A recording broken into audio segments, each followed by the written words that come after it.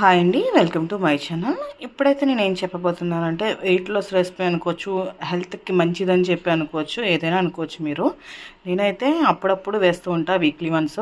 అంటే డైలీ ఒకే టైప్ తినాలంటే పిల్లలకైనా మనకైనా కొంచెం ఎదురు అనిపిస్తుంది కాబట్టి నేనైతే ఇప్పుడు రాగులతో దోశలు ఎలా చేయాలో చూపించబోతున్నాను. రాగి దోశ చాలా ఈజీ. ఇన్స్టెంట్ దోశ కన్నా నాకు రాగి దోశ ఇలా వేస్తేనే నచ్చుతుంది ఇంట్లో వాళ్ళకి. ఎందుకంటే మనం బయట తినేటప్పుడు ఎలా ఉంటుందో అంతకన్నా బాగా ఇంట్లోనే చేసుకోవచ్చు రాగి దోశ. ఇప్పుడైతే రాగి దోశకు కావాల్సినవి చూపిస్తున్నానండి మీకు.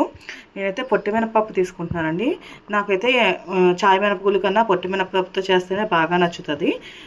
మాకైతే మా మావయ్య పంపిస్తారు ఊరి నుండి మినపప్పు అదేను. దానికోసం అని చెప్పి నేను అదే యూజ్ చేస్తాను. మ్యాక్సిమం హైదరాబాద్లో అయితే నేను కొనుక్కోను మినపప్పు అదేను.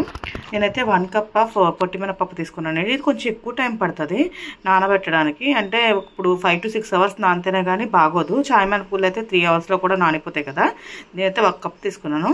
దీంతో అయితే 1.5 కప్ వేసుకోవచ్చు. కావాలితే ఒకళ్ళు 2 cups కూడా వేసుకుంటారు. నేనైతే 1.5 కప్ అయితే వేసుకుందాం అనుకుంటున్నాను. ఇది 5 to 6 hours నానబెట్టుకోవాలి, అప్పుడైతేనే బాగా ఉంటాయి. 1 కప్ అనేది వేసాను కదండి, ఇంకో 1/2 కప్ తీసుకున్నాను. ఎక్కువ దాదాపు ఒక 5 to 6 times అనేది వాష్ చేసి కడుక్కోవాలండి పప్పుది రాగులు. ఎందుకంటే ఎక్కువ దుమ్ము కానీ లేకపోతే ఏదైనా ఉంటాయి, దానికోసం అని చెప్పి ఎక్కువ శుభ్రం చేసుకోవాలి. ఇప్పుడైతే పప్పు అయితే నానిపోయిందండి, రాగులు అండ్ పొట్టి మినపప్పు చూసారు కదా. ఇది కొంచెం టైం పడుతుంది ఇది పొట్టు పోవడానికి. ఇది శుభ్రంగా క్లీన్ చేసుకోవాలి. దాదాపు ఒక 10 minutesలో అయితే అయిపోతుందండి. ఇంకా తక్కువ టైం అయిపోద్ది ఎక్కువసేపు నానింది కాబట్టి. అలానే రాగులు కూడా నానిపోయాయండి. దీన్ని మిక్సీ జార్లో కన్నా గ్రైండర్లో అయితే చాలా బాగా వస్తాయి టేస్ట్. నేను గ్రైండర్లో వేయడానికి మొత్తం క్లీన్ చేశాక గ్రైండర్లో మిక్స్ చేసేస్తాను. ఆ టైంలో చూపించడం కుదరకపోవచ్చు. అందుకని చెప్పి నేనైతే మీకు గ్రైండ్ చేసిన తర్వాత అయితే చూపించగలను.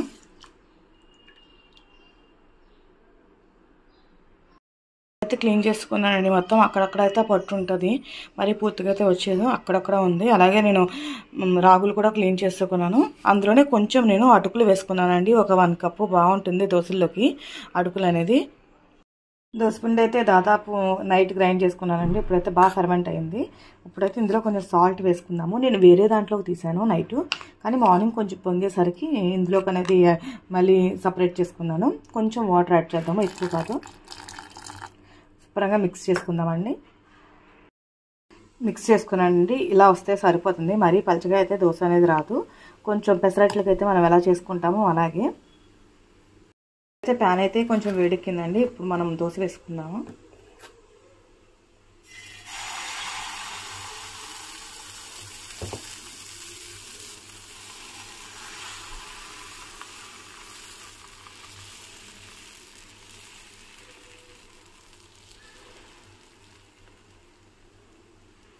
నేనైతే కొంచెం ఆనియన్స్ వేసుకుంటానండి.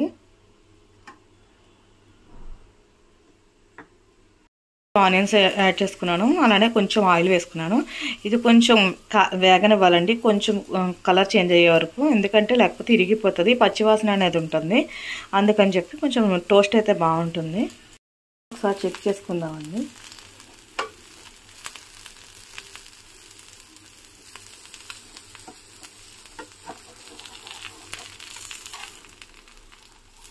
కాలకపోతే కనుక ఇరిగిపోతుంది. ఇందులో మనం ఏమీ యాడ్ చేయాల్సిన అవసరం లేదు. కొంతమంది బియ్యం కూడా యాడ్ చేసుకుంటారు. నేనైతే బియ్యం అది యాడ్ చేయలేదు.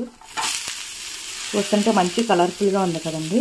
టేస్ట్ కూడా చాలా బాగుంటుంది. బయట ఎలా అయితే దోశ ఉంటుందో, రాగి దోశ మనం బయట హోటల్స్లో కానీ టిఫిన్ బండి దగ్గర కానీ తింటే ఎలా ఉంటుందో దానికన్నా చాలా టేస్టీగా ఉంటుంది. పిల్లలు కూడా ఇష్టంగా తింటారు. చాలామంది తినలేని వాళ్ళు ఉంటారు కదా పిల్లలు, వాళ్ళు కూడా ఇష్టంగా తింటారు. వేడి వేడి రాగి దోశ టమాటో చట్నీ అయితే రెడీ అయిపోయిందండి. నేనైతే ఇవాళ టమాటో చట్నీ చేసాను. ఏంటి చిన్నపిల్లల ప్లేట్లో పెట్టారు అనుకుంటున్నారు, నేను మా బాబు కోసం అని చెప్పి వేసాను. వేడి వేడి రాగి దోశ అలాగే టమాటో చట్నీ అయితే రెడీ అయిపోయింది. చాలా అంటే చాలా బాగుంటుందండి. కలర్ కూడా ఎంత బాగుందో మీకు వీడియోలో చూస్తే ఎంత అలా ఉందో బయట కూడా అలాగే ఉందండి చూస్తుంటే. ఈ వీడియో కనుక మీకు నచ్చినట్టయితే లైక్ చేయండి, షేర్ చేయండి, సబ్స్క్రైబ్ చేయండి. ఆ పక్కన ఉన్న బెల్ ఐకాన్ మాత్రం మర్చిపోద్దు. Thank you.